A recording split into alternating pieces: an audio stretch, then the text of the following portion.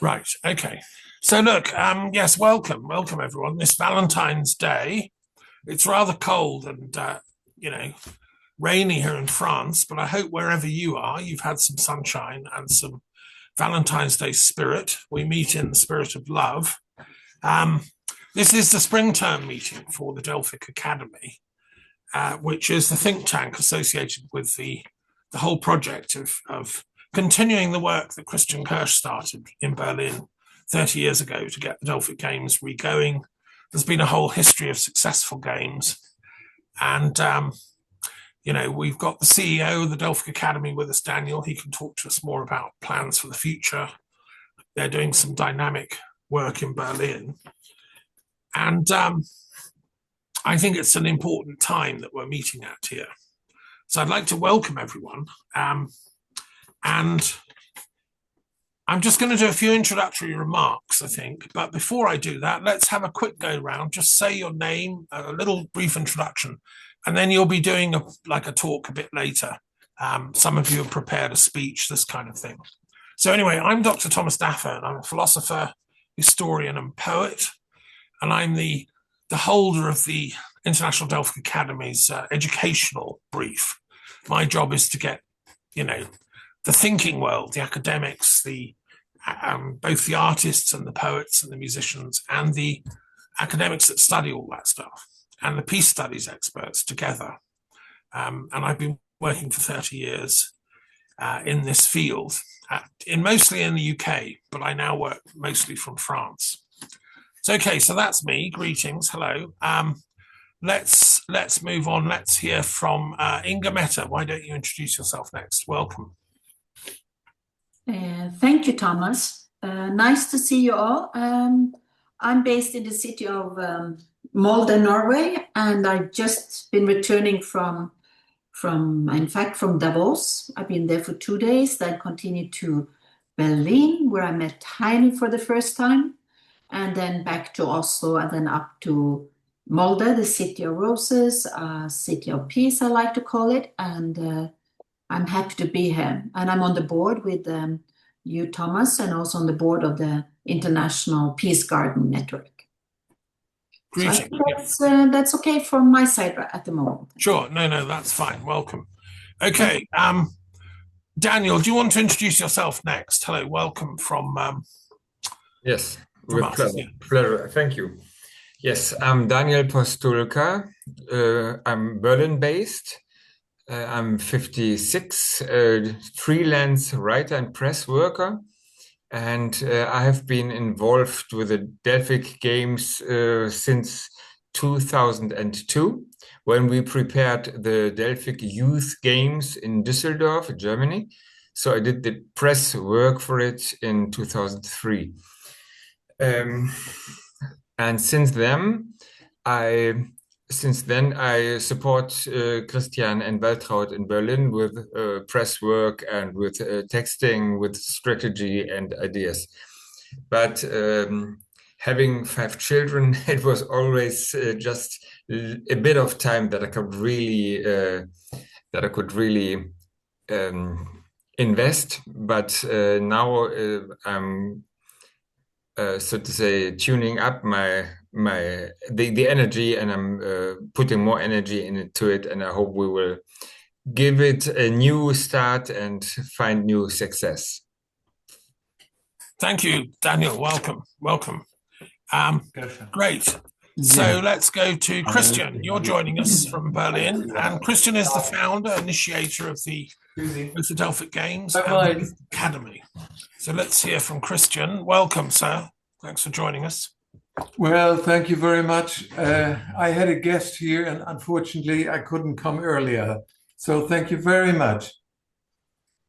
We've just started, so this is just a brief introduction, just to 2 minutes introducing yourself, and then we'll go round the circle.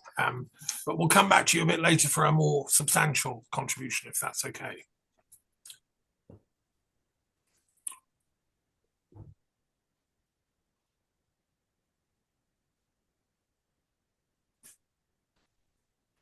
Okay, well, maybe Christian didn't hear that properly, but anyway, Okay, let's move on.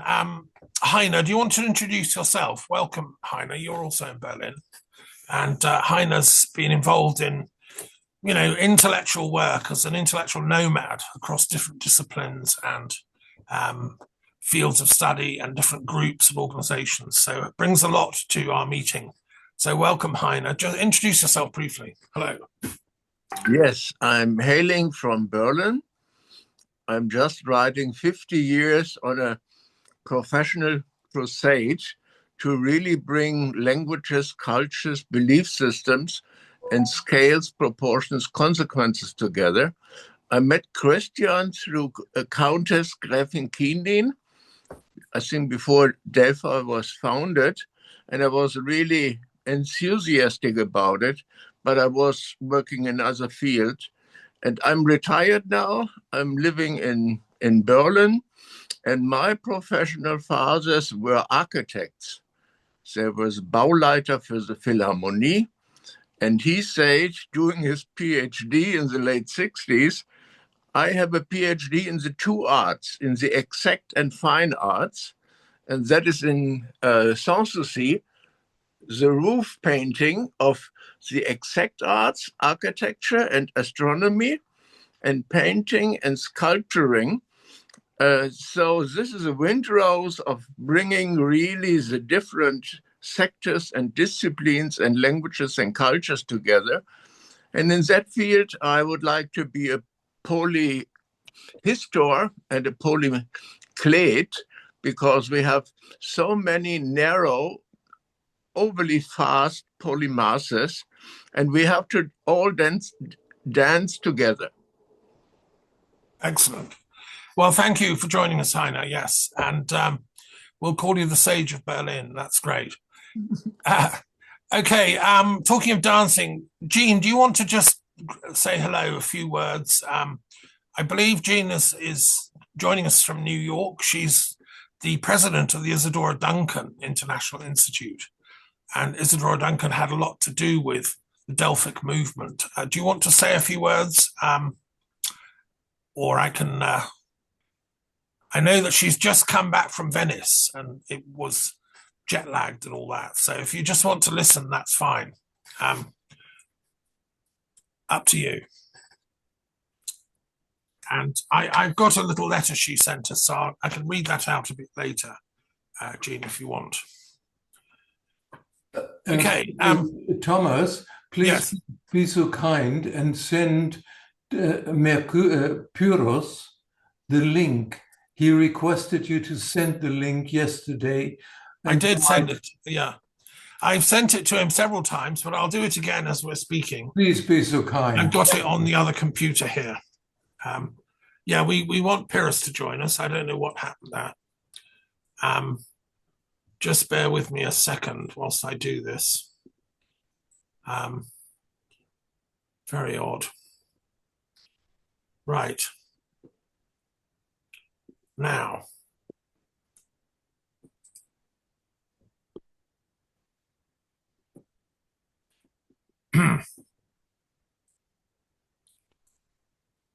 Right, here we go. Sorry about this. Technical details here. Right.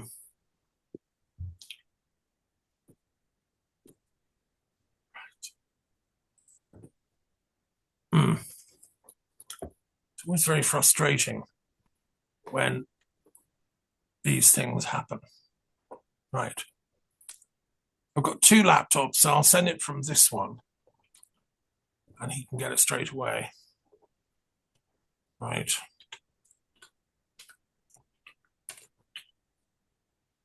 Okay. Pyrrhus is in Athens. Right. That's gone now. So you can tell him it's on its way. Right. So I think we were just doing a quick introduction. Hello. Stefania, I think it's your turn. Well done for joining us. I thought you might have got the timing wrong, but you're here. So welcome. Apologies. Thank you. Thank you so much. Apologies, my computer, it was too hot and decided to shut down. Gosh. Okay. So, well, anyway, this is a brief introduction. Well, you're giving a talk in a little while, but just a few little minutes of just summary of what you're doing. Yeah. Greetings. Okay, yes. So I am the founder and president of the London Performing Academy of Music. I am a concert pianist and composer, and I'm a music director for the SDGs, the Sustainable Development Goals of the United Nations. I have been working with the United Nations, and we have a project with UNESCO and music and water. And I'm very grateful to Thomas and for the kind invitation to be among you today. No, it's our honor. And Stefania is, you're joining us from Britain, I believe, from Kent. Is that right? Yes, from Faversham. That is where they have a copy of the Magna Carta. One of the two copies of the Magna Carta is here. Oh, excellent. Yeah, I've seen the other one in Salisbury. And yes, I'm reading a book by the chief librarian at the Bodleian at Oxford University about how the Magna Carta was saved, because at the Reformation, all the libraries were destroyed, well, torn up by the reformers, and it's a fluke that any copies survived. Richard Ovenden, who I did invite to this meeting because he's a very clever chap, and I'd love him to get involved with the Delphic Academy, and he sits at the Bodleian Library, where I used to teach at Oxford University. So, but anyway, Stefania, welcome. Thank you for joining us. And now, Katerina, can you say a few words, or maybe Paris, you should go first and introduce yourself, and then you can introduce Katerina as well. How about that? Greetings. Okay, as you wish. You go first. Yeah. Just introduce yourself and tell us a bit about you. You are the director here, Dr. Daffern. You are the director. Dr. Daffern, thank you very much for this invitation tonight, because I have this moment and this very magical meeting with all these personalities. Before I begin, I owe to you all an explanation. All my speeches all over the world I give in my native language, in Greek language. But now for the necessary of the communication, of the understanding, I shall try for that. If there are some academic mistakes, I ask for your understanding, please. My name is Paris Katsivelos. I am from Greek. I am actor, director, and writer. Professor of higher education drama schools, more than 40 years, 49 exactly, and universities 45. Professor in MI programs in postgraduate studies, quality journalism and new technologies at the European Communicator Institute and at University of Duke, Austria, and National and Kapodistrian University of Athens, where I teach my own modular course in training in quality communication, or drama in journalism, or dramatic for communicators. For many years, from the first moment of creation of the World Philosophical Forum, I am the president of the organizational committee and vice president for culture. And also, for many years, about 23 or 24, I have been a permanent and very active member of the Ecumenical Delphic Union. And now, the last 6.5 years, I am ambassador of the Delphic Ideals, as well as a member of the Permanent Awards Committee. Well, thank you very much, Paris. Thank you. That's an impressive. Sorry for small mistakes. No. Everything is fine. Your sound is a bit crackly, but I'm sure we can understand most of what you say. So in a few minutes, I'll come back to you and ask you to read the poems and do the invocation to start the meeting with Mnemosyne and that. Yeah. But thank you very much. And your CV is very impressive. It's Well done for all that service you've done to Delphi and to the Hellenic ideals. So thank you for that. Katerina, do you want to say, can you speak English a little bit? Yes, I speak a little, not very well. Well, just say hello and who you are. I am president of the International Society of Greek Writers and Artists. I have received the first letters in Litochoro areas of Macedonia. I finished the secondary education in Thessaloniki, and I am gratitude from the Pandio School of Political Science and the Pedagogical Department of the National and Kapodistrian University of Athens. I am working as a classroom economist. I am doctor in Byzantine humanism with Konstantinos Tsiparlis. I have studied many poets, Feris, Elitis, Bretakos, Kazantzakis, Palamas.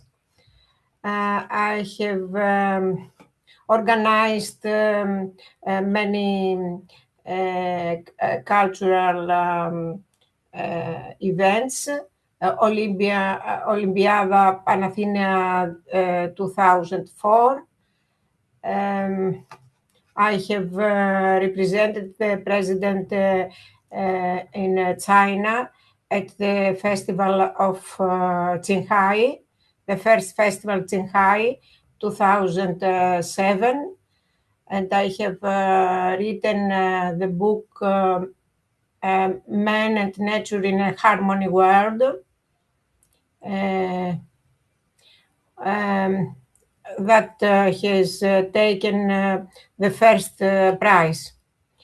Organized a literary competition in Greece with the Koshinokuni Museum of Literature in Tohyoma City, Japan, in year 2017. And I have written many anthologies as the last,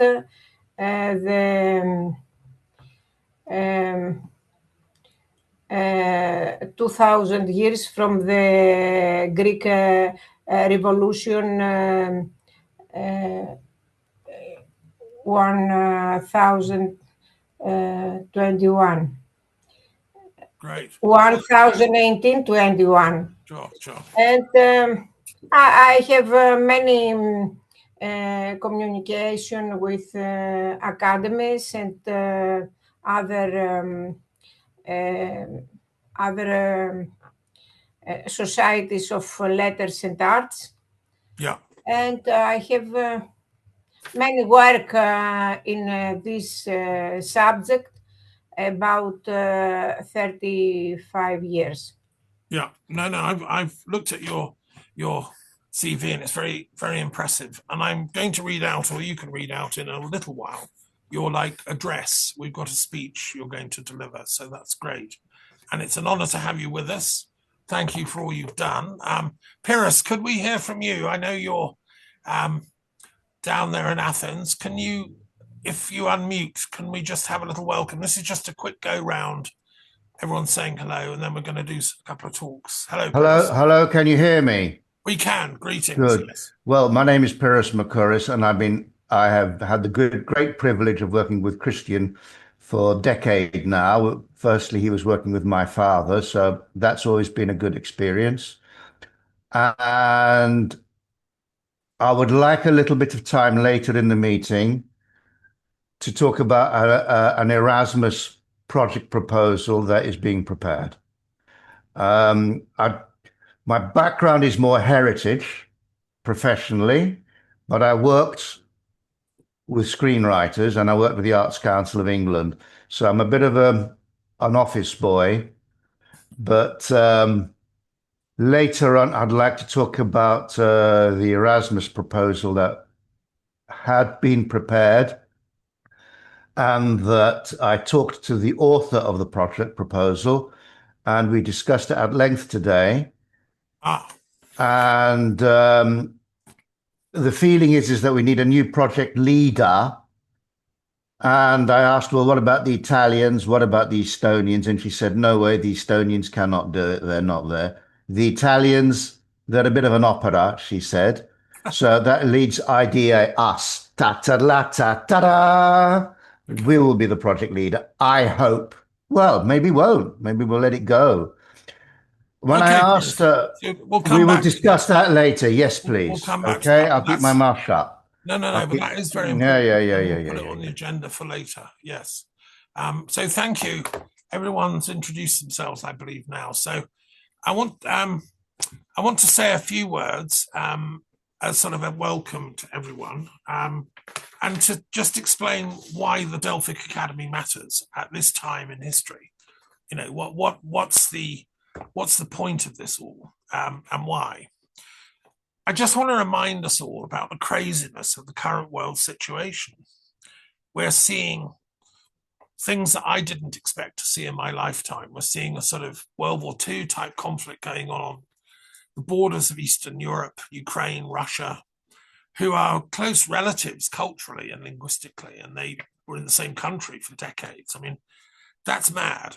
And I had a prescient experience when I was coming from Athens to Venice on a train through the Balkans. In 2006, I had one of those insight moments that, because there was conflict already breaking out about the pipelines, and Russia was threatening to withhold gas, and I thought, God, what if those two countries start fighting? Which gave me the idea of a European Union mediation service. Some of you have heard of that. It's now become the European Peace Agency project, which I'm promoting in parallel to the European Space Agency. I think it's time Europe got its act together so these kind of wars don't happen. But so we are living in a crazy world, and we've just seen the horrors of the whole Gaza, Palestine, Israel unresolved conflict, which those of us involved in peace studies have been trying to solve for the last decades. And it doesn't seem to be getting any better. It's getting worse. We've just seen what the UN has described as a genocide, what the International Court of Justice describes as a genocide. So, and now we're seeing this on the streets of Minneapolis and in America. The kind of MAGA racist ideology is now letting itself loose on the American people. And so, we are living through a dangerous and crazy world situation that all of us who've been involved in peace and the arts and culture for a long time are disturbed at. It's just not acceptable, this nonsense. So what do we do? Well, okay, what my take on this, and I think this is my mission with the International Delphic Academy, is we need planetary healing. I'm approaching this as a doctor. I'm a doctor of philosophy, but my reading of philosophy, as Pythagoras said, one of his famous quotes is, "I've come not to teach, but to heal." He was the first, great philosopher, and he saw philosophy as a work of healing, as do I. And Aristotle was descended from a long line of doctors. His father was physician to Philip of Macedon, and he was descended from Asclepius. All the Greek doctors, medical doctors, they worked under the orbit of Asclepius. And so I think now we need to reinvoke this ancient wisdom. I've been to Kos, where Hippocrates taught, there is this wisdom of how you heal people. And you have to invoke that aesthetic and that moral and spiritual dimension to do it. And that's where I think we need to address this. Where is this madness coming from? It's coming from a fear of the other. If you look at these people, what they're doing in Gaza or Ukraine or Israel or Palestine or Russia or on the streets of America, people are violent because they're afraid of the other guys. They're a different color, they're a different religion, they speak a different language. This leads to racism, and it leads to toxic nationalism. There's no harm in being proud of your nation, whatever that means. I mean, I'm British, I love my country. I live in France, I love Europe. But there's a toxic nationalism and then there's a benign nationalism. And our mission with the Delphic Academy, as it was in the ancient Delphic Games, is to encourage all the civilized world, and now that's the entire planet, to adopt a peace strategy instead of a military strategy. We've seen where militarism leads, and it leads to just more militarism. It's an endless black hole of military spending. And so we also have religionism, this extremism of religious beliefs, which again can become toxic. True religion isn't about that. The word means that which unites, which brings people together. It's the antidote to othering. And yet people misuse that very powerful tool for creating a sort of in-group versus an out-group. So these are the things that the Delphic Academy needs to address. And we need to do it as healers, I'm suggesting. So how do we heal? What are our tools? Where can we look? Well, let's look to the Lord of Healing. In the Greek world, they were very sophisticated. I'm a lover of Greek philosophy. Obviously, I've studied it for years and taught it at Oxford and things. Apollo is the deity of healing. His son Asclepius was the hands-on, deity for half human, half divine. Asclepius, technically speaking. And what did Apollo teach? He taught moderation. That Apollo tradition is about moderation, which is a medical thing. Also, the love of beauty. Aesthetics brings with it a catharsis. It brings with it a release from suffering and pain. And this is why in hospitals now, if you play gentle music, you make the hospitals beautiful. You get people well quicker. This has been documented scientifically. You have to inculcate a sense of harmony, so that, yes, there's always conflict in this visible world, material world. In our bodies, there are cells, there are white blood cells taking out the toxic stuff. The whole thing is a field of conflict, but in that, there is also harmony. There's the balance in the middle that brings harmony. And that's what we need to strive for to do our healing work. And this is where the arts come in. And this is where culture comes in. Because in antiquity, it was appreciated. The arts were not a trivial thing. They were what made us civilized. It's what distinguished us from bestiality and ignorance. So hence the beauty of Greek art, the sculpture. If you go around the Vatican, the Hall of the Muses, which I know and love well, there is that antiquity we've inherited, and we have to then activate it as a healing tradition. And in philosophy, that's what we should be doing. The great philosophers of history, they've all honed in on this point, whichever branch you go with, but whether Plato or Aristotle or Hegel or Heidegger, that's the core idea, is this harmony between the worlds.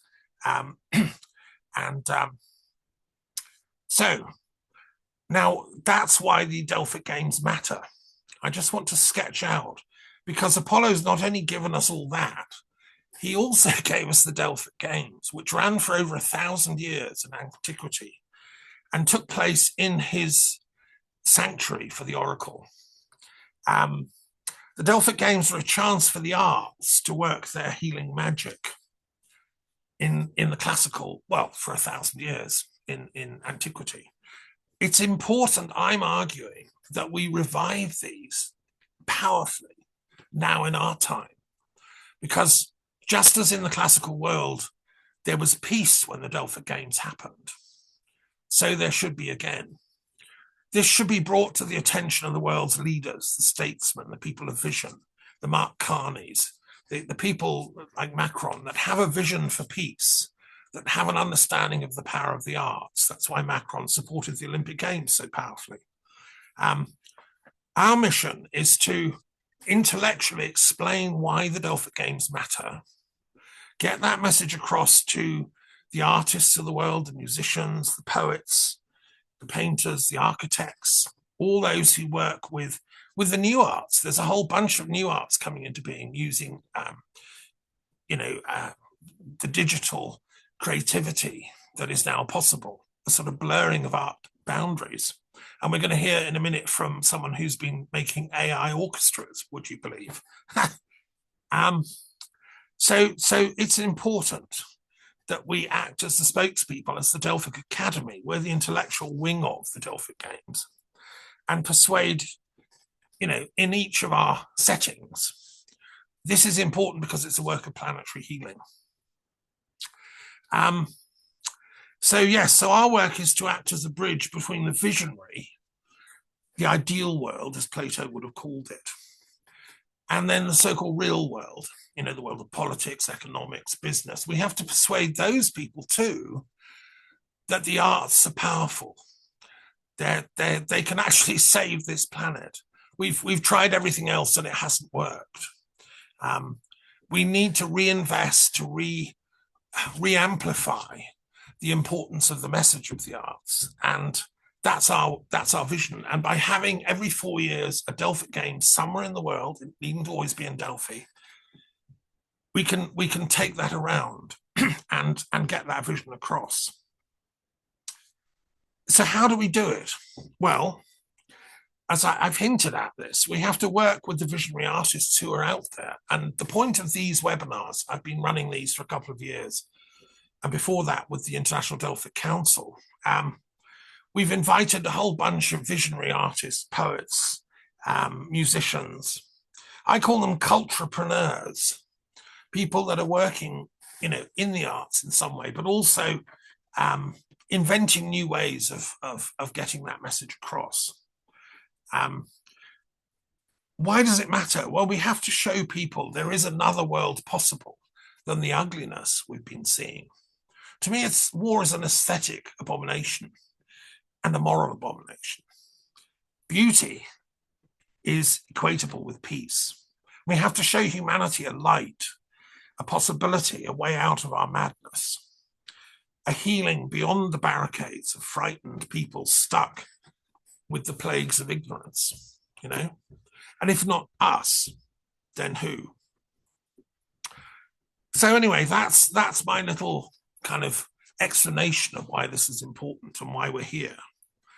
So it's over to you, really. Let's hear what you're doing in your own spheres, and how we can dream and co-create together most effectively. So that's my little welcome introduction. That's my Henry V speech, to use the Shakespearean analogy. And I'd like to invite maybe Stefania, if you're there and online.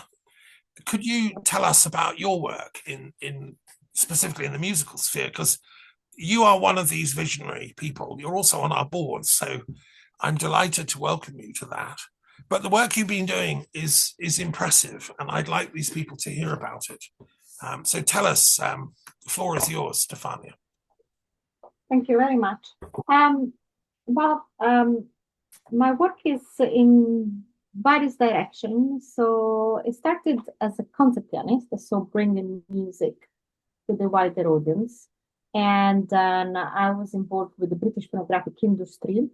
I was elected at the board of directors for the past 3 years.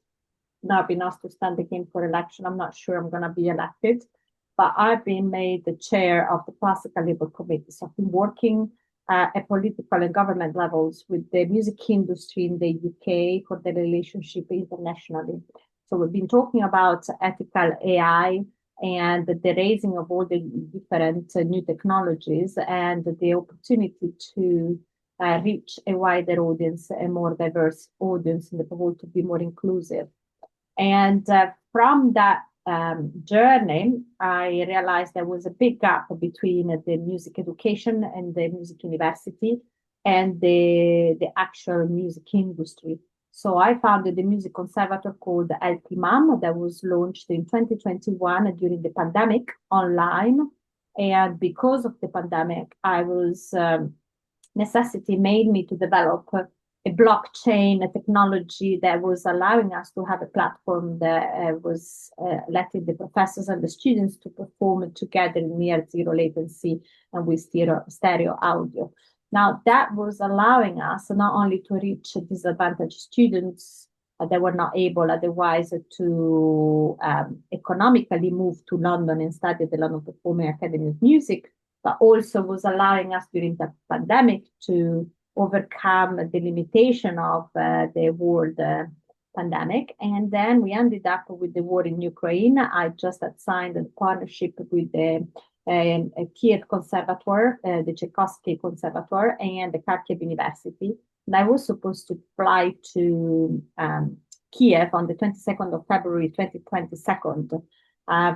Given that the Ukrainians were totally sure it was just propaganda and that nothing would have happened. They didn't expect at all what then we've seen in all these years of war from Russia. And because I was just elected on the board of directors of the British phonographic industry, and they were deciding the government sanction to the music industry, so music artists and also the public and agents in Russia, I had to make them aware that I had Russian professors that they were currently teaching the Ukrainian students to my platform, because having the extra security, they were not censored. There was no censorship from the Ukrainian government, and they were completely safe. So they were able to actually teach the students under the bombing. And what was very impressive was the fact that the students preferred to be having the regular weekly lesson online with their professors instead of abandoning everything, through the horror of what was happening around them. That was the only moment in which they had an oasis of peace and sort of harmony that was making them forget about what was happening around them. And in that situation, I realized furthermore how important was the role of music in general to allow us, to create a bridge and of peace between Russian professors or Russian artists and students and the Ukrainian students, for example. Also, being in that position of being on the board of director of the British phonographic industry, I suddenly found myself being at the center of the entire music industry, trying to help the Ukrainian musicians. They didn't have a body like we have in the UK, so to relate, to be able to offer the hand to come over to the UK as refugees. So the entire the IVOS Academy for the Composer, the Musician Union, the British phonographic industry, the labels, the musicians, they all ended up coming to me saying I have a spare room to host a violinist or a pianist or whatever. So I'm a doctor in law, and I was able actually to work with the students to match each of them with the UK musicians and to prepare the documents for the visa to allow them to leave the country. Another thing that we found out is that we had the privilege, having signed the partnership with the Ukrainian universities before the start of the war, we had the privilege to have exemptions letters for the boys, not to go to fight at the front, but actually to come to the UK to finish their studies at Delphic. So when they arrived, we were invited to perform at the proms, to speak on television. And I decided that the best way to keep their country alive would be through their national music. So we started working on programs that were of Ukrainian composers way before everyone else started following what we were doing. So it was a sort of a trailblazing way to keep the country alive through music. And then we were also noticing how rock music could bridge into Ukrainian rock music, it could bridge into British rock music, really showing how the students, were all the same, young men and young women, that they were all dreaming the same things and that they had nothing to do with what was happening around them. So I've then been working with, I've been invited to the United Nations because I'm working on film as well, on film and music. And this is the first Italo-Japanese co-production in the history of cinema, with the treaty signed by the Italian and the Japanese government. And when I was speaking about all these projects, and I ended up doing a Turandot for the 100 years of Puccini that was done in collaboration with the Mongolian embassy. We discovered that the Princess Turandot was actually a real historical princess. So it wasn't a fairy tale, it was a real historical princess, descendant of Genghis Khan. So we decided for the 100 years of Puccini to give a new voice to Turandot and have her be dressed with original Mongolian costumes, with original Mongolian dancers and wrestlers on stage, and having the singers to suddenly come out with an original Mongolian line translated from Puccini's Italian lyrics. And that gave a very important moment of diversity and inclusion through music that I was already working with the Ukrainian music, but it was another element. And then we ended up with a request. I've done, they asked me to do something with technology because I was already familiar with the blockchain and the platform that I developed, etc. And so I premiered the very first augmented reality performance at the Guildhall in the City of London for the Lord Mayor of List, the transcendental study called the Snowstorm. So we had an augmented reality snow coming into the main square of Guildhall and inside the historical place where the Lord Mayor of London has been elected for the past 700 years. And the UK government decided to make me an ambassador for art and culture, as great ambassador, and go with them to the trade mission to Saudi Arabia. So I developed another augmented reality where instead of having the snow coming into the middle of the square of London, we had leaves and vegetation being born through the notes of another list of transcendental studies. As you understand, the transcendental means transcending the human body. The original title of list was transcend your human body to become spirit through the music and the difficultness of the piece itself. And it was also the very first album that allowed me to become a member of the Recording Academy. And I was the first woman to record these 12 transcendental studies until that moment were only performed by men. Recorded by men and performed by men in concerts. So I've been very active into women equality as well. And the latest achievement was the world premiere of Rachmaninoff Second Piano Concerto with an AI orchestra that I personally developed through my record label. And it was an immersive experience, so an immersive video of the orchestra that happened for the Vatican Jubilee in Rome. And this was so impressed that I was asked by UNESCO to create a similar experience, but this time with the ocean, because the subject of the next UNESCO conference will be water on the planet. And so at the Grammys, I've just been at the Grammys 2 weeks ago. I met an incredible Australian artist that is doing an augmented reality full immersive with the Metropolitan Museum in New York. And so he developed a video of the ocean from the second movement of Rachmaninoff's Second Piano Concerto. And we premiered it, we gave a taste of it for the opening of the Winter Olympic in Milan. So as a music director for the SDGs, basically, I'm exploring different ways in which music can actually bring the messages of for the Sustainable Development Goals, and among them, and above all of them, is about international collaboration and peace.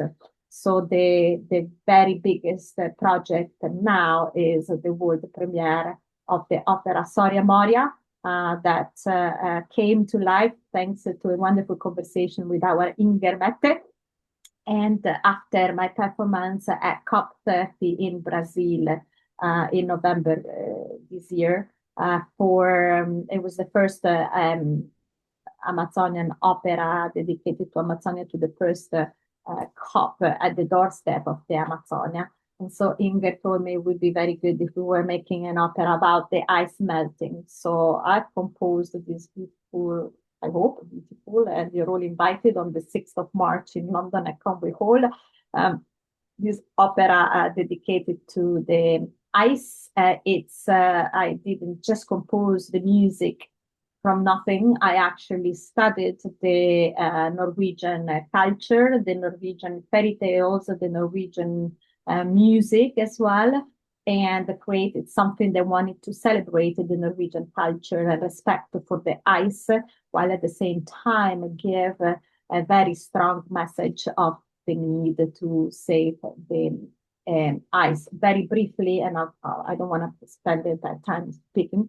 I realized when I was at the United Nations, we would be in a conference starting at 9 in the morning, finishing at 6:30 in the afternoon, with amazing genius in the various fields. Sorry, I was about to sneeze, sorry. In the various fields, talking with a very technical language that would make even the technical people not be able to understand or focus for so long. And the moment you bring the same message through music or through art in general, the message will stay.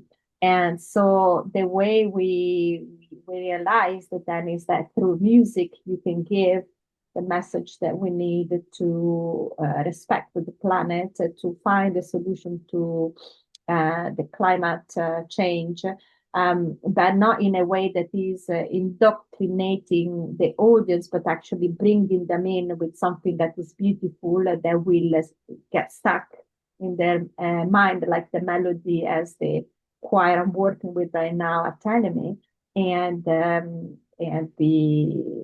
hopefully come back with a conversation that will make them think about in a more personal way.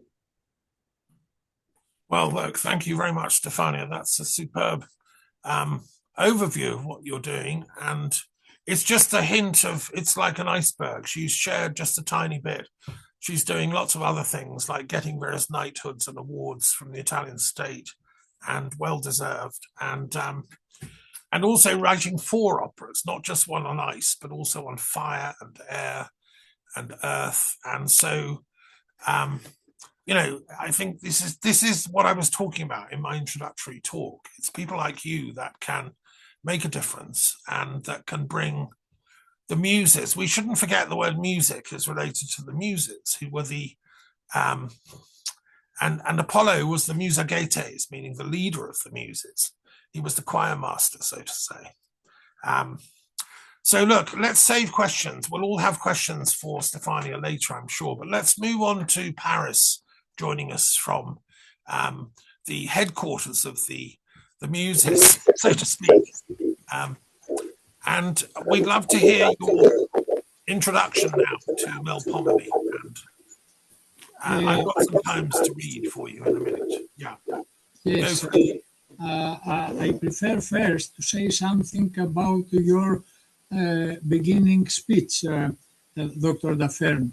Sure, you feel free. Say something about the aesthetic and the harmony. Aesthetic and harmony is the basic of all the other qualities. And after the love, which is the second step to go to the peace. All the day we say about the peace, we try about the peace, we do opera about the peace, I do performances about the peace all over the world, but we cannot go near to the peace without the love. The love is the first essence, the first essential, the first step, the first level.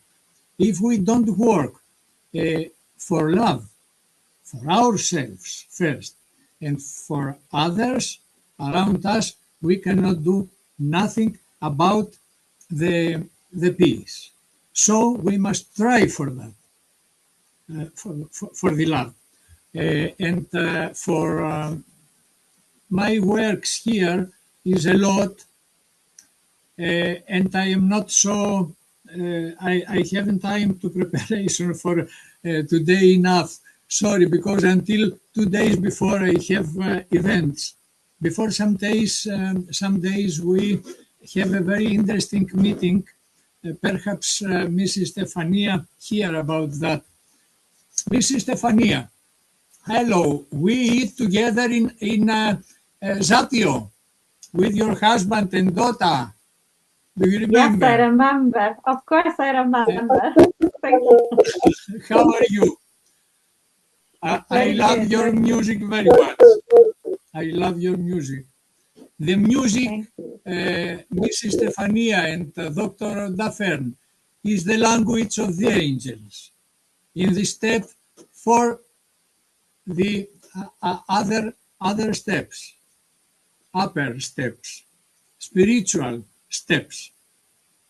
Dr. Daffern, I prefer to congratulate you on the book you are preparing on Professor Christian Kerst's efforts on Delphic ideals. I read with very big interest in all that in your letter. But please allow me to also offer some small historical side and the documents. You know, of course, because you're a professor all your life and work for Delphic ideals all your life, that exists for the modern revival of the Delphic games, which were held for the first time by Angelos Sikelianos and Eva Palmer from 1924 until 1930, about, not exactly, and there was a second try, a second attempt by Sikelianos in 1950 before his death. But this, it was not so successful, not so good, not complete. So perhaps Mrs. Stefania and you hear about this meeting about the polyphonic music of the agent, polyphonic music of Georgia, because this kind of music came to our days authentic, the same, with agent voices, do you know, with 3 or 4 voices of more, and have sometimes character messianic and messianic. Mr. Daffern, Dr. Daffern, we cannot speak about the Delphic ideals without the presence and the blessing of King of the Light, Apollo. So, I say to you all, to give honor to Apollo, hymn to Apollo, or Delphic hymn, no to everyone from the Olympic Games. This is a hymn from the 2nd century after Christ by Mesometes of Crete. Hymn to Apollo.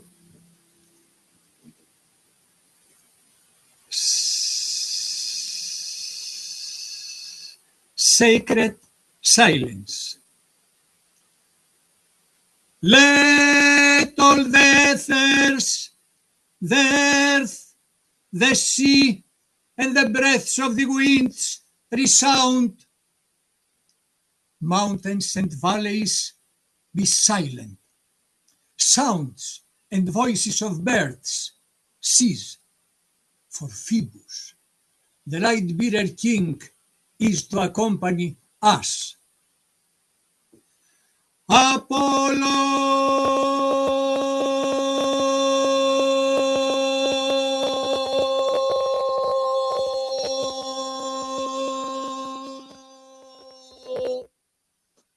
God of the sun and the idea of light, Send your rays and light the sacred torch for the hospitable city of Delphi. And you, O Zeus, grant peace for all the people of the earth and crown the winners of the sacred race. And now, of course, ladies and gentlemen, I pray, I wish to the Holy God, the one God, the Father of everybody and everything on this planet and everywhere, to blessing our works today. This is the first part of my hello. And if Dr. Dafern say okay, I can continue with the second step. Or yes, when carry on. Yeah, okay. That was a beautiful invocation to Apollo. Thank you. Carry on with your. You've got 2 poems. You are very generous. You are very generous. It's better to speak in my language with a translator, but never mind. I try with love, heart with the truth of our souls, eyes to eyes and heart to heart. A ritual invocation to Mother of all the Muses, Mnemosyne, the great Mnemosyne. Mnemosyne was an ancient Greek goddess. The English word of mnemosyne is remembrance, remember, as remember.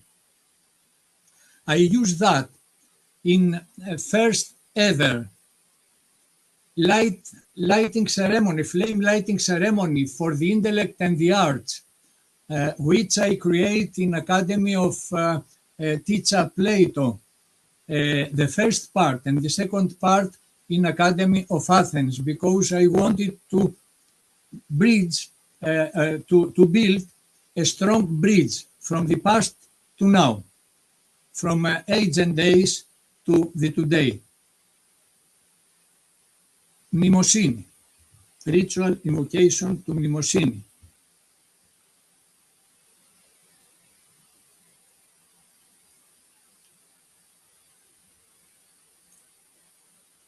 In the name of the power who coherent all cosmos,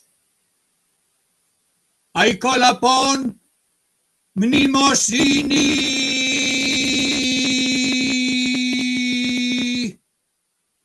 to set the truth's desire in motion within the people's hearts and minds, the great essences to shine.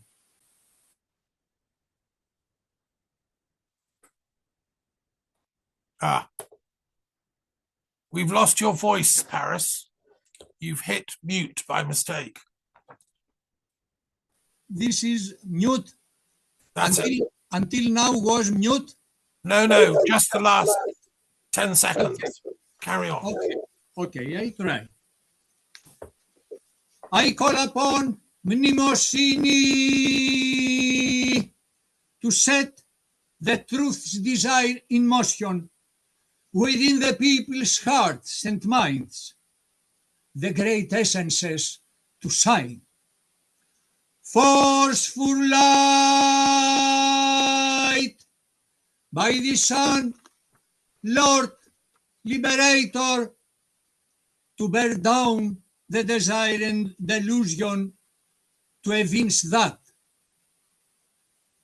all nations are brothers and all Mother Earth spirits are holy within a space of light. According the law of the One, I call upon Mnemosyne. I become light, and the light invokes, light gathers, light diffuses, light constructs, truth, love, freedom. The light invokes, light gathers, light diffuses, light constructs, truth, love, freedom. And my beloved ladies and gentlemen, and respect friends, I wish to all of us to work all these qualities with truth. We lost the truth of our lives. With love, because we forgot the love and the freedom in every step of our lives. And I love you and thank you. Thank you very much, Paris. You're welcome. So I'd like to read out a poem that Paris sent me in English, which is an adaptation of Aeschylus's Prometheus Bound. This is a poem about Prometheus and why he's so important. And for those that maybe you all know this, but we all know Prometheus brought fire to mankind, and like every child learns this story. But when I went to Athens in 2013 for the World Congress of Philosophy, I didn't meet you there, Paris, but I met many other great thinkers and philosophers. And I was writing a novel at the time, and I was doing a lot of research. And I went around the museums of Athens, and I discovered something very interesting that no guidebook, no philosophy textbook had ever told me. I presume, I don't know why I didn't know this, but apparently Prometheus and Athena had a love affair. This is the story, the legend, the myth. Athena, the goddess of Athens, who's the goddess of wisdom, Sophia, was Prometheus's what I call a wisdom lover. So like a love affair, but with books. And suddenly everything falls into place. That's why Zeus, who's the father of Athena, was so cross with Prometheus. There's a whole backstory there that we didn't know about. And the other thing that I found so interesting is that in Sir Francis Bacon's essay on the wisdom of the ancients, it's one of the classic works of English philosophy, he has a whole section on Prometheus, who he likens to science. Bacon was one of the founders of the scientific method. And he says that in Athens, there was a torch race from the academy up to the Parthenon and back, with a relay of runners who carried the torch for 100 meters and then somebody else carried it on. And it went all the way from the grounds of the Academy of Plato up to the Parthenon and then back. And there was an altar to Prometheus in the grounds of the Academy. And what Bacon said in his essay is that this is a symbol of science, because each thinker or academic can only carry the torch so far. We can run a little way. I mean, 100 years from now, none of us will be on a Zoom call anymore. Paris and I will be, gone. But we will have handed on that torch to someone else, and they will be carrying it. I hope that the International Delphic Academy will live on, the Delphic Games will. That's our duty. We're in the race for Prometheus and Athena. So having said all that, I want to read this brilliant poem by Paris, and it's spoken by Prometheus. If I do not speak, do not take it for pride or stubbornness, but know that a thought is tearing at my heart as I behold myself in these afflictions. Who else, indeed, but I bestowed their privileges upon the new gods? But here I fall silent. You know well what I would say. Yet listen now to the sufferings of humankind, how from infants, what once they were, I made them beings with mind. I gave them thought. I shall recount these things, not because I bear resentment towards mortals, but that you may see the love I showed them.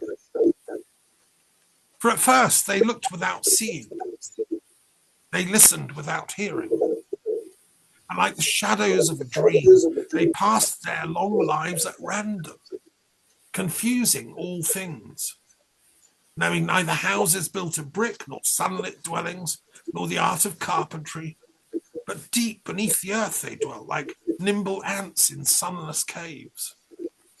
And they had no knowledge of time, nor of the seasons.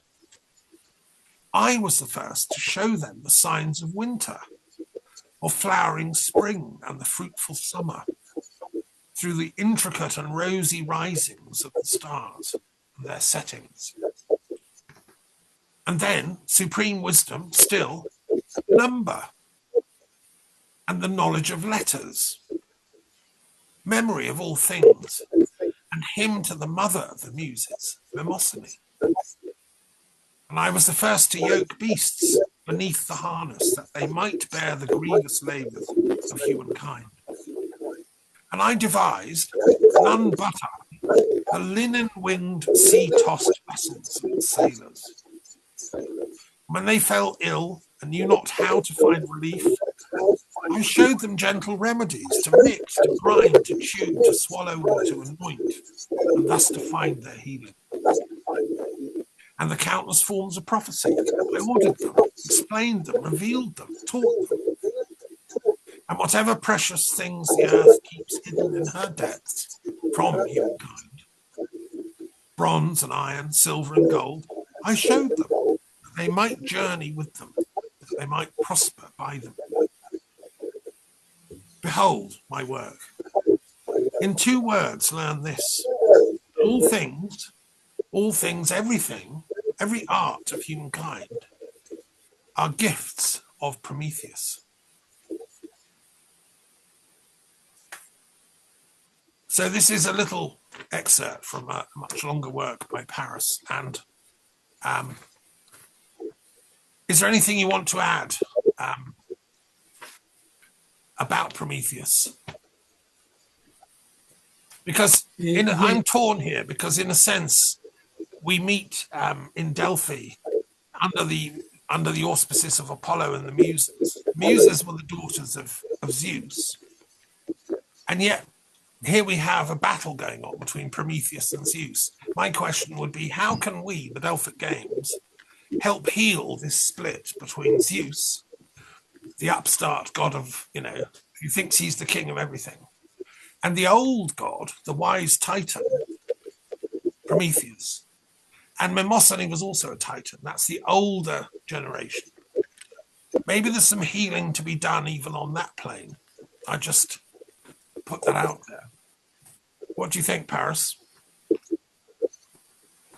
First, Dr. Dufferna, I prefer to say congratulations to you. Sometimes the tragic the tragic word can and should speak simple and become understandable, do you know? Unless it is a melodic or a chorus or there is a different directorial line. This way is the better, because we must understanding the meanings, the very big meanings of our grandfathers, of these very big teachers, as Aeschylus. I did the translation of Ancient Greek to New Greek language of this, and I choose some parts only of Aeschylus because I prefer to hear the voice of Aeschylus. Don't the fighting with Dias and the other gods, not to say something other. He is a god. He is generous. He is very strong. He was very strong. And he is, because as I work in level of esotericism, I believe that everything in cosmic level, there are. All these gods are.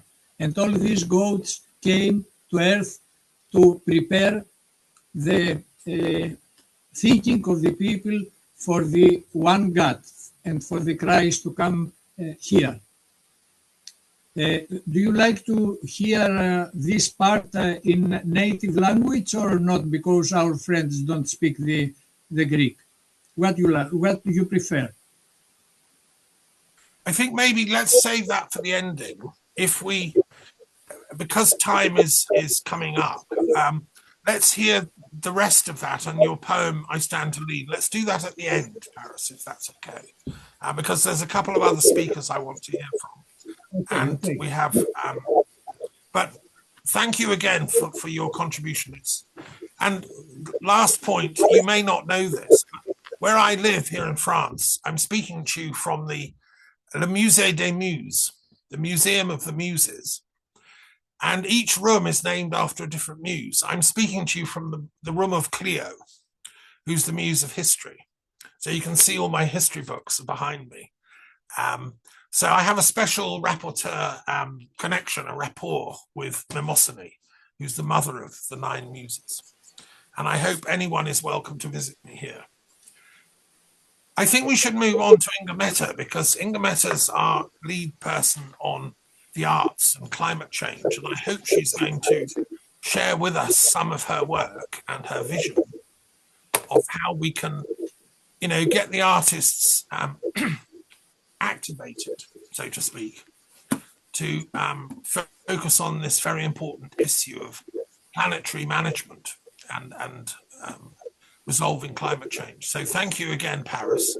Inga Mette, the floor is yours. Yeah, thank you, Paris. Well, thank you, and hi again, and greetings to everyone. Thank you, Stefania, for joining and for sharing, and Thomas and you. Thank you for the introduction here. I'm having a book here, a Chinese book, and it's a handmade book about yin and yang, and it's from cup to cosmos, and it's in the cup we feel the water.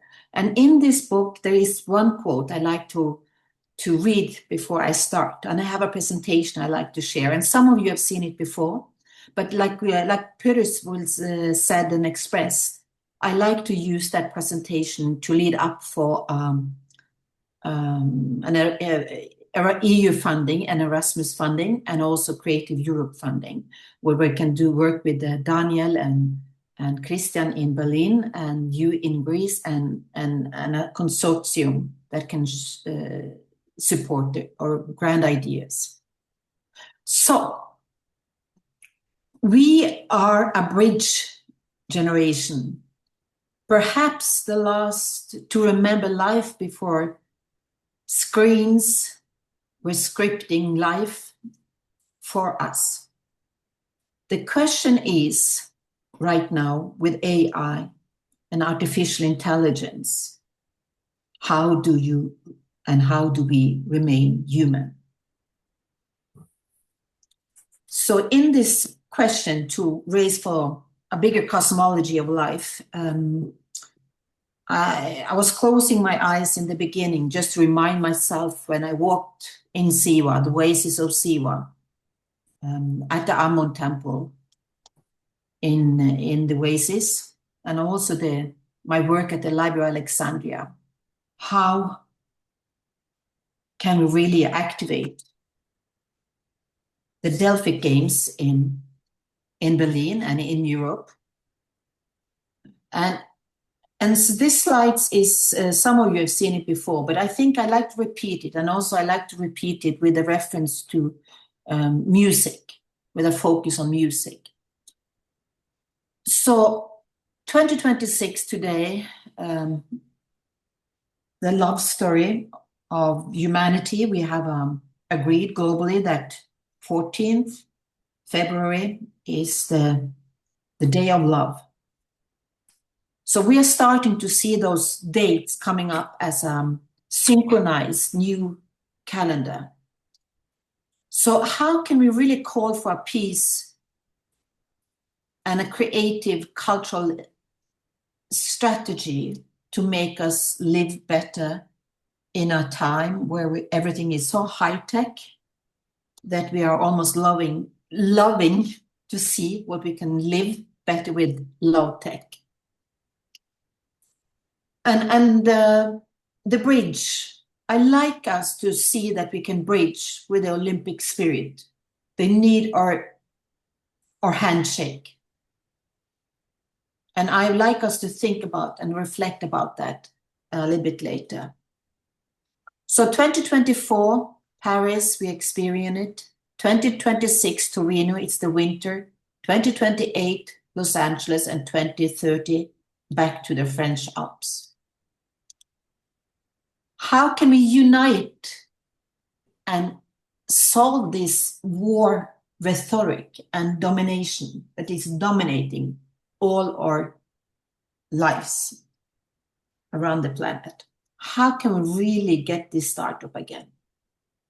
And how can we promote the Delphic Games? And I'm really supporting the idea what's happening in Berlin and how we can support Christian and Daniel and the German team in Berlin, and to really support in the spirit of all the colors.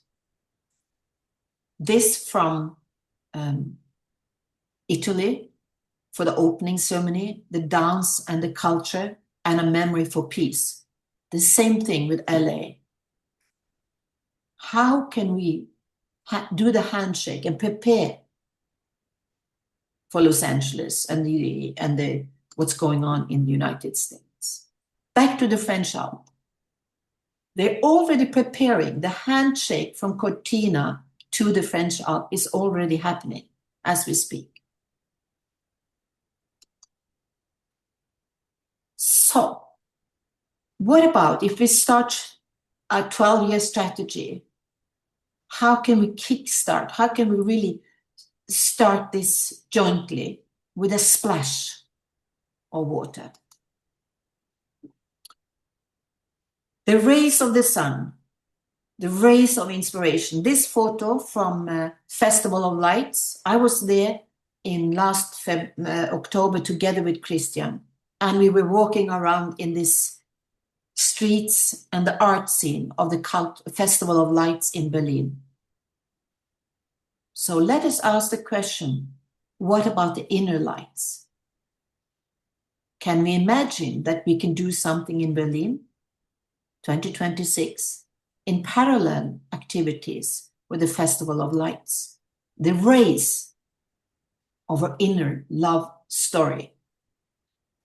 So this is the small pictures from the Living Waters city of Berlin, the Festival of Lights and the Festival of Tea, reminding us that we unite the inner and outer water of existence on this planet that's floating in the cosmology of a vast ocean. This small drawing I made in 6th January after Christian and we had a 2-3 hours conversation. And we really looked at, there's 12 city possibilities. There's Expo 35 in Berlin, and then they are trying to apply for the Olympic Games in Berlin for 2036. Nothing of these things is 100% sure, but what we can offer is the international Delphic Games, one city, 12 cultural states, and the categories of the arts that we can mature into reality as we walk to the next 12-year cycle. So I'm suggesting, and this is very much in interest for you maybe, Firdous, but what if we can write an application that is youth-oriented, and we build on campaigns that the European Council in Strasbourg has been organizing already, all different, all equal, all diversity, but still equal. The Delphic Art Wall in Berlin, 2018, all the work that Christian and all the team has been manifesting. And then they have the creative culture, collaborative culture, these 6 Cs. This is a project that I was coordinating a couple of years back, an Erasmus funded project. And also I was part of this as a young woman for this youth campaign. And what we did at that time was 5 different trains ending up in Strasbourg. So there's an urgent call that we can really activate the music and the arts and the sounds. And that's where with the musical and the arts, performing arts and the healing arts. How can we really activate the agora? And not only at the agora as entertainment, but really, can we create work and jobs for people? So the Delphic Games and the International Delphic Academy can create energy for a livelihood in a civilization that is more sustainable than of the past. So we can draft these cultural industries and use this value of the Delphic Academy and the games and to develop this startup for peace and craft an European applications and also have private public funding to it, but definitely something that is connecting the ecology of our nature, human nature, and the ecology and the ways of the planet.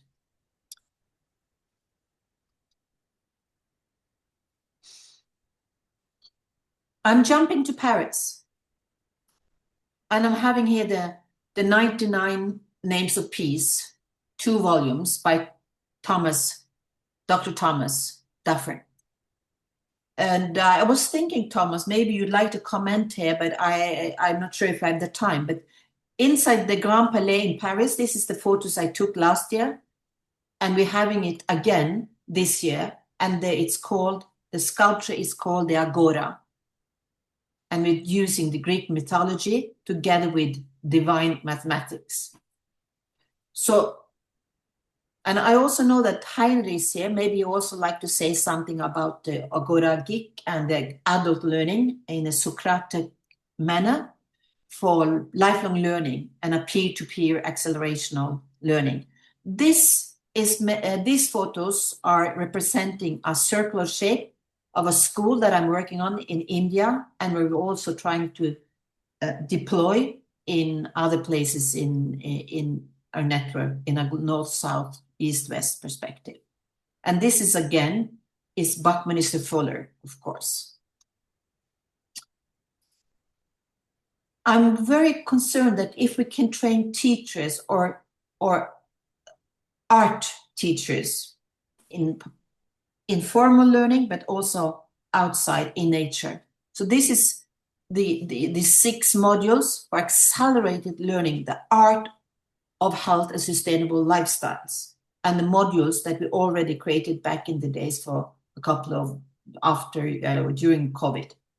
The pictures here on the SDGs number 16 and the pucks and the stone circle, this are project we are manifesting here, Sweden, Kenya, Europe, with children. So this agora for the arts, the performing arts, to revitalize democracy, where we put the artist and philosopher and the poets and the thinkers into a way to renew the democratic institutions. As we're galloping into this new Chinese year or the fire horse, the picture on the left here, it's the steel horse from the Olympic Games in Paris. The lady on the horse is the way the arts of the horses was part of the Olympic Games.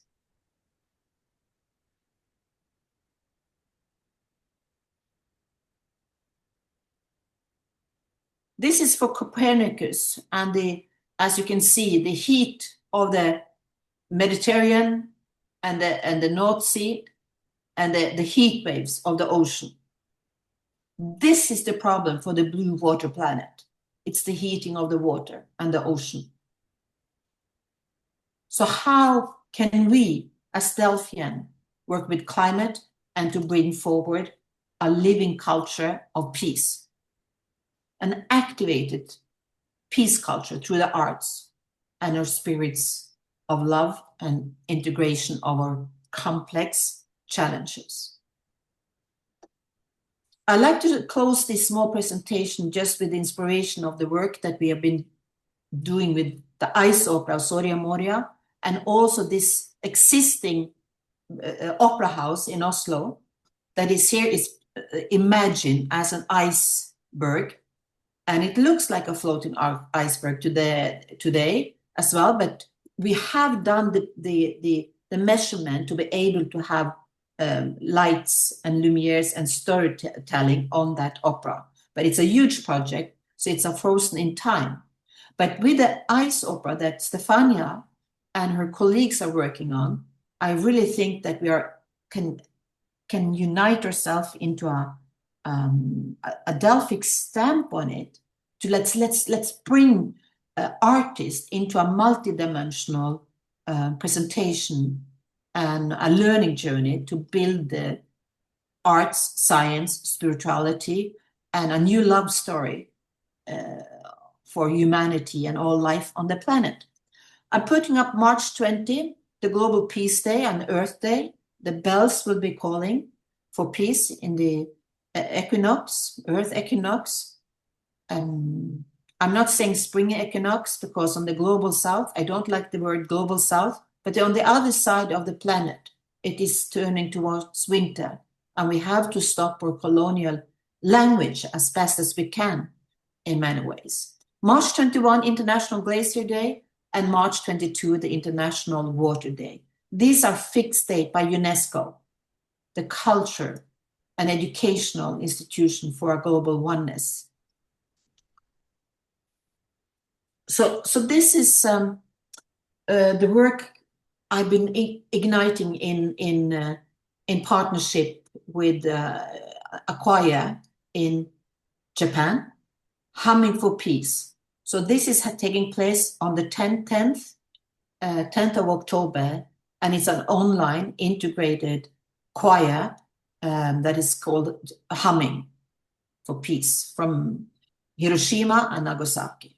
The central piece here, where you see the light coming up, that is from Iceland, with Yoko Ono's light tower, peace tower from the island Vedøy outside Reykjavik.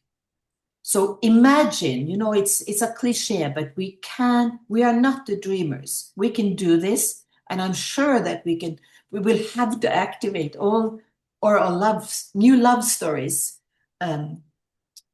from today and till next year, the 14th of February. I really hope that we can have this ignited start for peace and work together to apply for opportunities for EU funding, and as these art pieces in textile and the walking sculpture through San Sepolcro in Italy, and also the divine mathematics also from San Sepolcro, I really hope that we can unite a consortium of different artists across Europe for a consortium, and I'm inviting all of us to be able to work on it. There's a stressful deadline, that's a short deadline for March 6th, but there is the Cultural Europe and Agora for Europe, that is more in May deadlines, and there's always coming new deadlines again for European funding. So this is my presentation for now, and I like to get comments and to have anyone to share and to think together with me. And I like to do heartstorming, not brainstorming on this today. Okay. So it's so let's our heart of emotions and creativity make something beautiful. Well, thank you very much, Inga Mette, for your beautiful presentation. And do send me the PowerPoint that you've done. It's excellent. Yes, so I think we can talk about, well, let's hear from Pyrrhus in a minute, what his vision is. Maybe Heine, would you like to say something? I think... Pyrrhus, do you want to comment on what Inga Mette was saying then? Yeah, I think we need to have special, very quickly on your and need a bit of time to talk it through. Yeah, we should have a separate meeting, I think, for the funding side. Applying to, especially with a deadline in March the 6th. So I think if Pyrrhus, Inga Meta, me, Daniel, maybe meet up separately and talk that through. Yeah. Is that okay? But let's have some comments on the overall aspect from what's been said. And I was going to ask if Heine wanted to talk about the sacred geometry side of it. Have you got anything you'd like to add in the way of comments, Heine, because you've not shared as yet? Well, I think it's all coming together. I hope I will be with Inga Mette at 8 when we are finished here in the preparation meeting of the ringing the peace bell for Earth Day Equinox, the original Earth Day. And it was so great that Inga Mette was in Berlin, because I see Stefania connected to Joy Alte Cruise, where we do all this youth work in Luxembourg with the world. And so all these small worlds come together here. I like that very much. My thing is, I'm with all that, with the singing, praying, and dancing, and ringing the bell, I can do that later, but at this point, I think I better listen. Okay, well, there we are. But thank you, Heine, and I'm glad you're talking to Inga Mette later. That's excellent. Yeah. So what I'd like to share with you also is that reflecting on my presentation, I really feel that it's just like a glimpse of what we can do. It's so much more structure and things we actually can produce and do. But I think this thing about polyphonic choir and performances, and where I like to have the Lithuanian people with us, that is really in the Baltic region. We can have a choir in Oslo, and where Stefania, where we opera is like an elite thing, but we need to get into the culture of singing together to heal. So the choir revolution in the Baltic countries, if we can build on that and have a performance in Berlin, but also in the climate conference in November that Stefania is working on, we can really have those outputs on many places as to build or skill set to leverage the Delphic game as the vision of Christian and all of you. Yeah.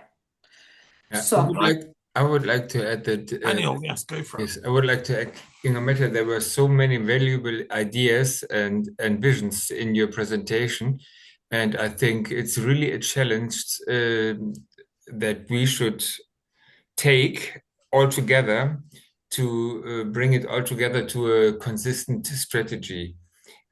I mean, in the end, we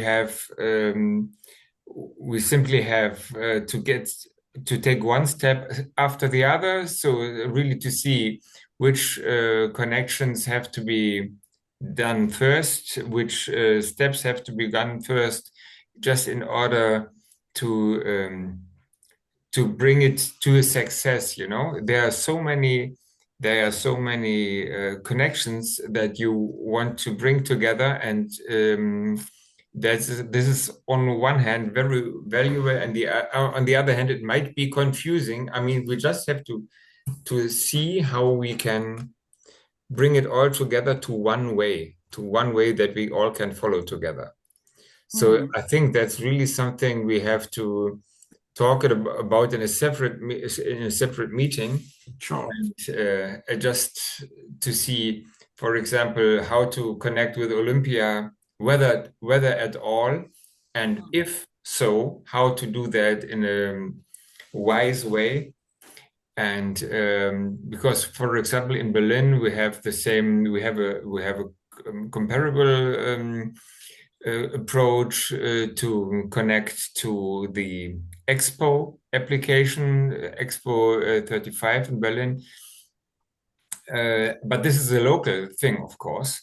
This is not, whereas the strategy to get together with Olympia is a long-term strategy. So just to say that we have to do a strategy meeting, really. So this is more like a philosophic meeting, and a meeting that brings a lot of ideas and visions together, and we have to have a strategy meeting and of course a funding meeting as well, because funding is really what is crucial at this moment for the team to get working more effectively. Well, thank you, Daniel, for that comment. Yes, I mean, we're the Ideas Forum for the Delphic Academy, and I want to share a little story about that. Meister Eckhart, who was the first philosopher to speak in German and give sermons in German, was once asked by a student, how do you do everything? You're giving lectures here, you're giving sermons in the church here, you're writing books here, you're traveling to Cologne, you're going everywhere. How do you do it all? How's that possible? And Meister Eckhart looked at him and smiled and said, I'm not doing anything because God is doing all the work. And to go back to Paris's invocation of the divine, I mean, the Delphic Games, the Delphic Academy only exist because of the divine aspirations of the human spirit, sustained over centuries.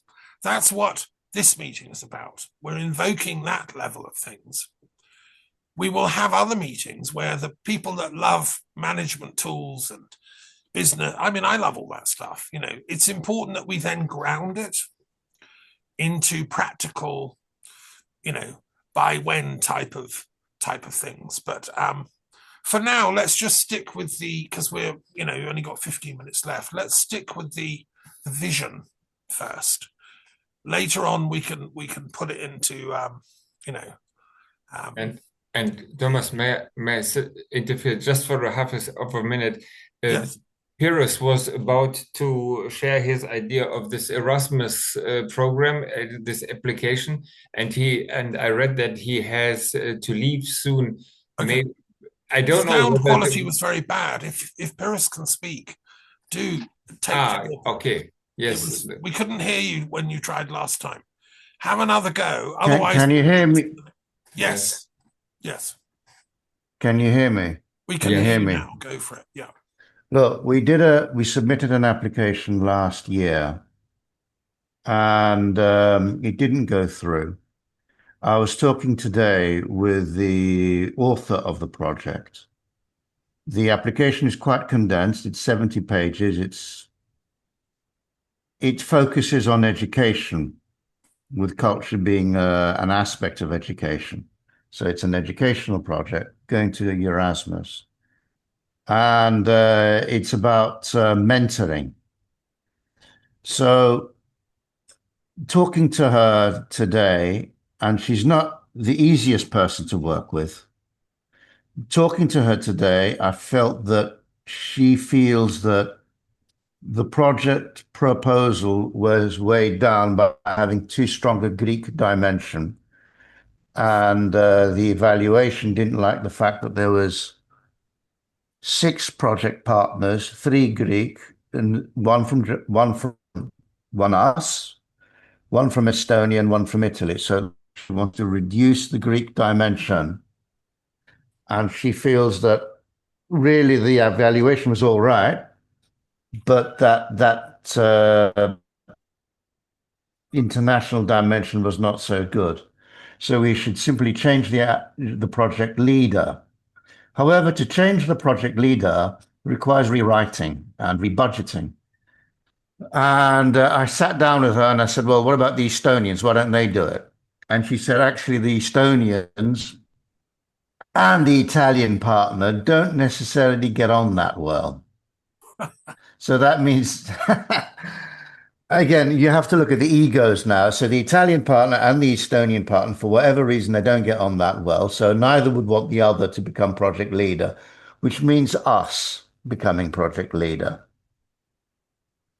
So, sorry, us is who then? Who? IDA, International Delphic Academy. Okay. Mm-hmm. So we want to do it? Do we want to be project leader? And do we want to modify the application so that we do the administrative side of it? If it failed once already, we should revamp it surely and do a separate. Well, I've sent to you and in the application, and what I'm suggesting is that we have a meeting after we've all looked at the application to some extent, and determine on what we do. So I've sent the application to you, Thomas. I've sent it to Christian. I don't have all your emails. I got it from Christian as well. I would really support the idea to have another meeting on that, especially on that. Yeah. And Inga also suggested that she too has a few ideas. So let's see what we can do. Meeting. The thing is that I'm going to London from the 19th of February to the 27th of February, and I'm babysitting. So me writing the applications, guys, I'm past it. And the other thing, it's getting more difficult. You'll all look at me to do it, won't you? Yeah. It's getting more difficult. I sat down the day before yesterday and I listened to a European Commission Erasmus program, Information Day. And I just felt so old with all of these apps that they want us to download and all of these passwords and logins. And I'm just not there anymore. I feel redundant. And, where's the project is what I keep telling them. You come up with all these objectives and issues that you want us to solve, but, we want to do the project. We want to do an activity. Yeah. We want people to get together and to bring their genius together. Right, we've been listening to everybody now. Bring all of that Prometheus. Go on, Inga. Listening to you, Inga. Inga? Yeah, she was trying to. I introduced Nicole into the circle who has this Art and Innovation Institute, and she has a lot of young people into the organization, and she's working with masters and PhD that can work together with the International Delphic Academy in Berlin. So, because if you want to do a Erasmus Plus project, it's for young people by young people. So that is the youth program. But if you go into the creative Europe with music as a focus, then we write as an adult professional application. So there's two different levels on it. So I agree with you. I'm feeling the same, Petrus, that Okay. So, but I think with Nicole can do this kind of strategic partnership and being part of the group in Berlin, if you like, like, and maybe Heiner also have a perspective on it. I just feel that the application needs to be looked at together and have a proper meeting about how to take this further. Yeah. However, the deadline is 6th of March. There is time, but time can go very quickly. Yeah. It does. Who can we'll all look at it. Thomas, if you want, I can send it to everybody, but I need everybody's email. Well, I'm happy to share that. I think people won't mind. Yeah, please do that. Please do that. Boat together. So, look, we're coming up to the last 10 minutes, and I'd like to do a final go round. Thank you, Pyrrhus, for your, valuable contribution, and everyone who's spoken. I'd like us just to finish with a little go round, saying our final thoughts and words. I'm going to share a poem because, as well as everything else, I'm also a poet, and I've published. I'm now on my 8th volume of poems, and I would like very much to be involved when we get the Delphic Games next. If it's in Berlin in 28, brilliant. I'd like to work with other poets and bring about the poetic aspect of that, because there's thousands of poets all across Europe, globally, who would love to be involved in the Delphic Games. It is Pindar was always going to the Delphic Games. This is just one poem to end my contributions today. And this is just a simple poem. It's called List for Today. So people that like making lists, this is a list for today. 1. To invent a new form of poetry, without words, without numbers, neither form nor shadow, only clear, radiant ideas. 2.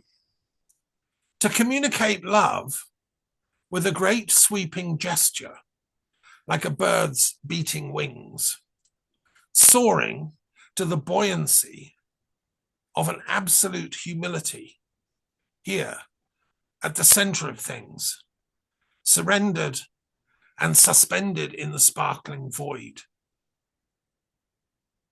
3. To try to remember the thing I forgot to do yesterday and the day before, which I'm always chasing from behind myself, like a jester in the hall of mirrors who can never be found. 4. To become a spirit as a swimmer, going down and floating up at the same time. 5. To heal the split between the letters and the spirit, between the language and the mysteries, between the saints and the sages, between the up and the down, the left and the right and the wrong, the black and the white, the yellow and the red, between those who do and those who don't, between the paradoxical and the orthodoxical, between the men and the women, between the sky and the earth, between the sun and space, between time and gravity, between Athens and Sparta, between Rome and Jerusalem. 6. To not forget to rest and just be from time to time. Enough with all this doing. So there's my list for today. I hope you enjoyed that. Stefania, can we move to you and have any last thoughts you'd like to share? And if you can put my poems to music, that would be wonderful. Why not? Send it over, and maybe that could be the centerpiece of one of the opera. I think what is very special about the IDA Academy is that we all come from different avenues, but we're all directed in the same direction, that is to bring peace through the arts and through knowledge. And so I think it's very important that we meet and we get to talk and share our personal path so that we can find a way to be together ultimately in the Delphic games, in the upcoming Delphic games. So I'm very excited and I cannot thank you enough for being a part of this wonderful sport. Thank you. Thank you so much, Stefania. Well done. Paris, do you want to share some final thoughts? And if you want to read your last poem, the I Am Helene, I'm happy to read the English. Yeah. You'll have to unmute, sir.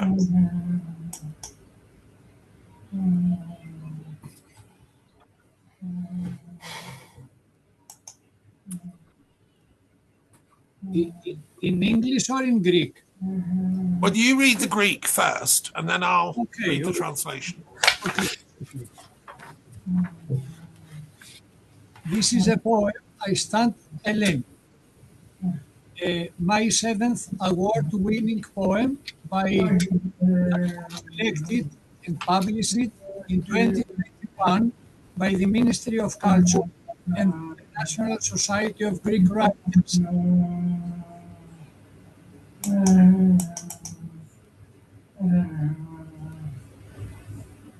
Paris has gone mute again. Sorry. You've muted somehow. Again? Yeah. I don't touch nothing. I don't know why. Okay, go for it. This is a poet, my 7th award-winning poem, that was selected and published in 2021 by the Ministry of Culture and International Society of Greek Writers and Artists in anniversary volume for the 200th years of the Greek Revolution of 1821 against the Turkish yoke.Ίσταμε Έλλην.Ίσταμε Έλλην. Στυλώνω τα πόδια σε χώμα ιερό. Νόμον ρουφάω γαλάζιο φως και αναπέμπω ένους ψυχής στη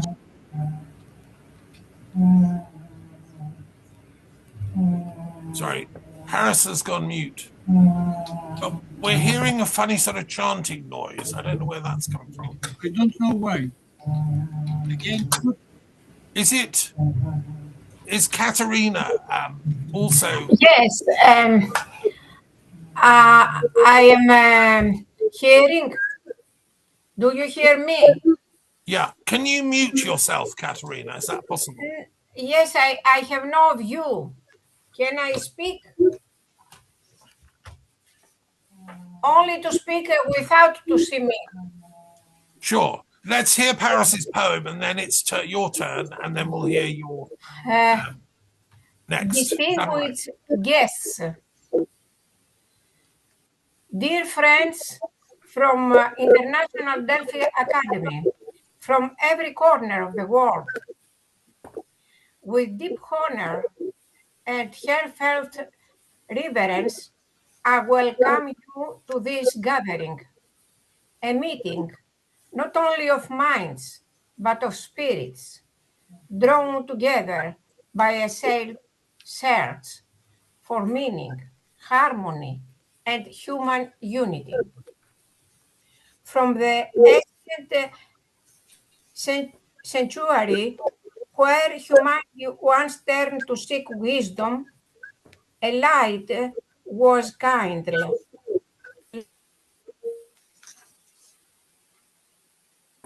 Sorry, you've gone mute. You'll have to unmute again. Katerina.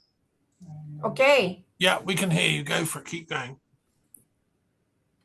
It is the light of dialogue, of self-knowledge, of the enduring belief that culture and creativity can elevate the human soul. That light continues to guide us today. The Delphic vision reminds us that civilization is not measured only by achievement, but by awareness, not only by progress, but by purpose. It called us to listen more deeply to one another, to the wisdom of the past, and to the quiet voice within that seeks balance and truth.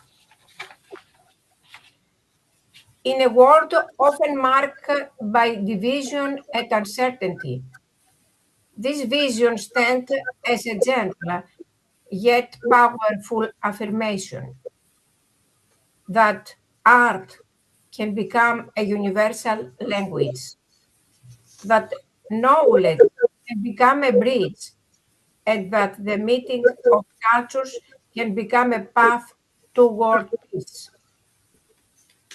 Today's gathering is part of that living continuum, a nivel of humanity, timeless effort to understand itself and to grow together in dignity and mutual respect.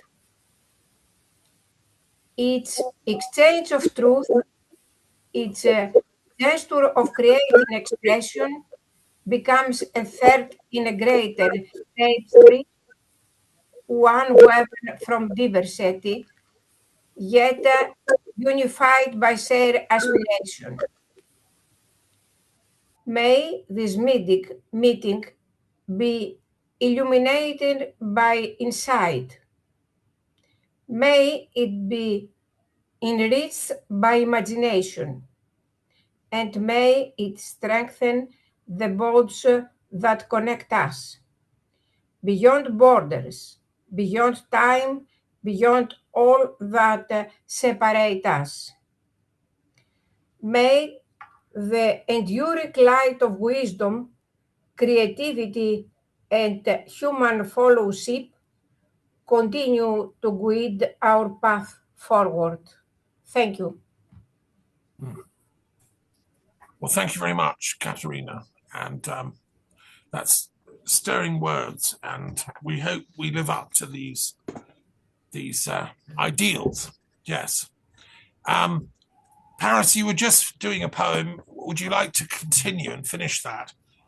Or shall I go and read the English translation for you? Okay. Thank you. First in Greek? Yeah, carry on with the Greek. I'll do the English and then we'll finish the go round. Okay. And then because people will have to go. Yeah. Okay.Ίσταμε Έλλη.Ίσταμε Έλλη. Στυλώνω τα πόδια σε χώμα ιερό. Ευγνώμων ρουφάω γαλάζιο και φως κι αναπέμπω ένους ψυχής.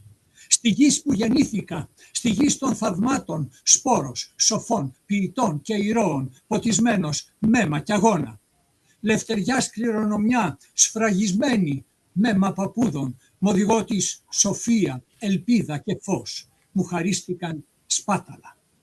Όπου γυρίσω, φωτοφόροι αγγέλοι, όπου κοιτάξω, μορφές ιερές, όπου ακούσω, πεάνες της δόξης, όπου μυρίσω, θυμάρι, λεμφάντα και μέντα. Δάφνες παντού, αγώνες και νίκες, ρίζες γερές, πνεύμα και φως. Και στο μάκρος του χρόνου, συλλητές και προδότες, ορκισμένοι οχτροί, εταίροι και φίλοι.Ίσταμε Έλλην, μα τα όρνεα αρπάζουν. Ιστορία και φως διαλύουν κι όσα λάβαν ξεχνούν. Πολεμάνε τον Έλληνα λόγο, πολεμάν το λαό, πολεμάνε αλήθεια, πολεμάν ιστορία και αξίες.Ίσταμε Έλλην. Εκλεγμένοι σιωπούν και αφήνουν θρασίμια, θησαυρούς να αρπάζουν. Μετανάστες θα στέλνουν ιερά μας γλυπτά κι ολονέ και ολογιές σε συμμάχους οχτρούς.Ίσταμε Έλλην. Αετός και λιοντάρι, ορθή και ορθία η στάση. Νοθρή και πλαγία η δράση.Ίσταμε Έλλην. Στη γης που γεννήθηκα, στη γης των θαυμάτων, σπόρος, σοφών, ποιητών και ηρώων, ποτισμένος μέμα κι αγώνα, λευτεριάς κληρονομιά, σφραγισμένη, μέμα παππούδων, μ' οδηγό της σοφία, ελπίδα και φως, μου χαρίστηκε σπάταλα, δάφνες παντού, αγώνες και νίκες, ρίζες γερές, πνεύμα και φως.Ίσταμε Έλλην.Ίσταμε Έλλην. Αετός και λιοντάρι.Ίσταμε Έλλην. Istame Eli. Well, thank you very much. I can appreciate that because I have the English. I'm going to read out some of the English translation. I won't do the whole thing because we're coming to the end and there's a few others I want to hear from. We haven't heard properly from Christian, so we'll go round. But just to summarize the first bit of it, Paris, this is the English translation, which is he kindly sent me. So could you mute if you're not talking, please? Because there's quite a lot of echoes on the call. Katerina, can you mute, please? I can. I watch you, but I cannot see. Okay. Only here. It's about muting your microphone is what I'm asking. Can you do that? Otherwise, I can do it for you. That's fine. Thank you. Okay, here's the poem by Paris Katsubelos. I stand, Helene. I set my feet on sacred ground, gratefully inhaling blue and light, emitting upwards praises of the soul. In the land I was born, in the land of wonders, seed of wise poets and heroes, drenched with blood and struggle. Freedom's heritage, sealed with grandfather's blood, guided by wisdom, hope, and light, was abundantly granted to me. Wherever I look, light-bearing angels. Wherever I look, sacred forms. Wherever I hear, paeans of glory. Wherever I smell, thyme, lavender, and mint. Laurels everywhere. Struggles and victories. Solid roots, spirit, and light. So that's the first part of this poem. It's a long poem and excellent. So thank you very much for putting that on the table. Let's carry on going round. Jean, are you going to join us from New York at all? Do you want to say hello? Tell us briefly about the Isadora Duncan work you've been doing, if you're still there. I know that she did a huge transatlantic flight, so she might have nodded off, but that's no problem. Okay, Christian, you're the grandfather of us all, and you started this Delphic Games. Tell us if you've enjoyed what we've been discussing and any last thoughts you'd like to share. What do you see of the next phase of this work? You'll have to unmute, sir. At first, I thank you for this meeting, and it was very descriptive for me, recognizing that at least at the end, I was asked from you to say a word. As I recognize that we have a lot to learn together what Delphic Games are and how, because none of us except me was joining Delphic Games. And so it's not enough to create thoughts. We have to unite our thinking more in a pragmatic direction. And it's good to dream and to have visions, but pragmatism and action is at least very, very important, and everything needs a financial base. And this financial base and the experience the last more than 30 years came from this end. And it would be wonderful if some of your thoughts would be preliminary shared with us to unite some thoughts a little earlier. Thank you for listening. Thank you for joining. And I wish all of us a successful, healthy new year.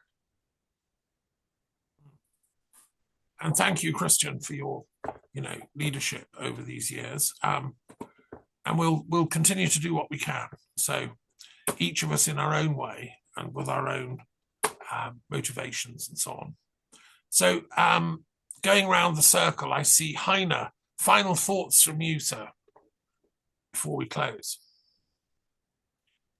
Yes, well, I follow Christian, and I remember the citation, much is known in different heads.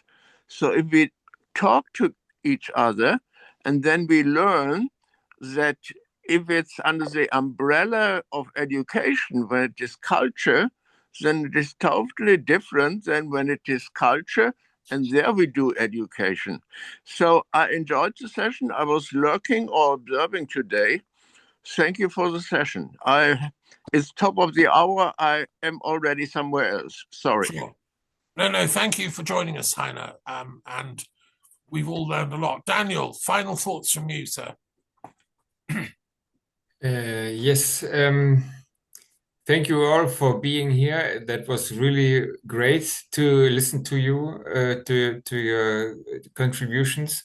And I think we should, Thomas, you in your letter wrote that might be the only meeting of that type in this year. No, it's this termly meeting. So this is the spring term. But we can have other kind of business type meetings. Yes, obviously. that's what I wanted to say. I would say we should I'm not only a freelance writer, I'm a drummer as well. So for me it's all about rhythm.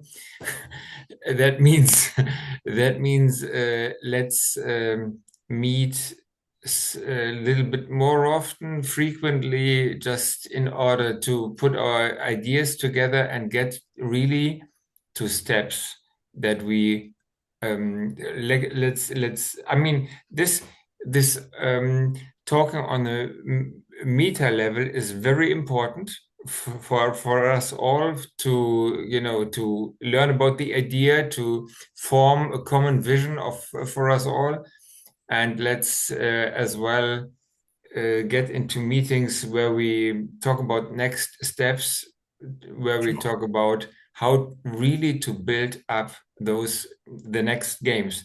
They have taken place already 7 times, but the last time is really 13 years ago. So we really have now to find a way to put our ideas together to create the next Delphic games. Thank you. Well, you're the CEO, Daniel. That's your job, is to call those business meetings. And I look forward to, giving all the support I can to that. But thank you so much. Okay, and I think we'll end there then. And, it's been a good immersion into the possibilities. And now let's get on and do each in our own way what we can to bring that vision of the Apollo light that was so beautifully invoked by Paris Foss into the groundedness that we need. So thank you all for coming, and our next meeting of EDA as a sort of academic body will be next in the summer. But if you're interested in being involved with more practical stuff, then get in touch and you can volunteer. That's fine. You have a meeting coming up, I think, soon, don't you, in Berlin? A sort of fundraising dinner. Is that going ahead, Daniel? Yeah, that's true. That's on Thursday next week. So I wish you luck with that. I hope that some wealthy patrons come forward and write checks, because that'd be great. And this meeting is to serve to fund our basic team. Yeah, the headquarters. Yeah, that's needed.